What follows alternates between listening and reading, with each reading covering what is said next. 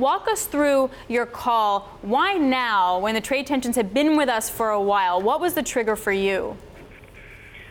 Well, you're absolutely right that trade tensions and other geopolitical issues have been with us. I think for us, one of the things is we're starting to see the trade tensions showing up in the economic data, specifically in manufacturing data.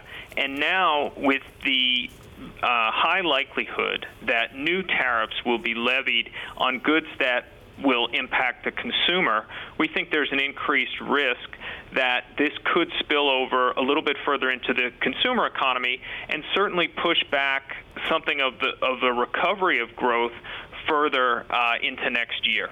So the risk has changed a little bit, and we think that carry strategies and trying to clip a coupon probably has a better risk reward now in the near term than being overweight in equities. Right, so that was sort of my next question is, if you're going to go underweight equities, where does that kind of ball of money go? Because obviously it's been going into the bond market and corporate credit market here in the U.S. Where do you go and still keep in mind valuations? Well, for U.S. investors, certainly, higher quality credits make sense. I think we also like U.S. dollars-denominated emerging market sovereign bonds as another way to pick up some carry getting outside of the United States. And then we have some carry strategies involving higher-yielding emerging market currencies.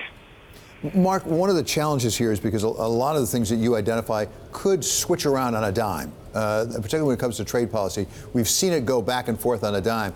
How do you position yourself so you're protected on the downside, but also you have some upside? Well, you're right. It is a environment that things can turn around. One thing I would say is that, we did an analysis of the president's comments where things turn around, and it seems like when the stock market is doing better, he's often used that as an opportunity to ratchet up the tension.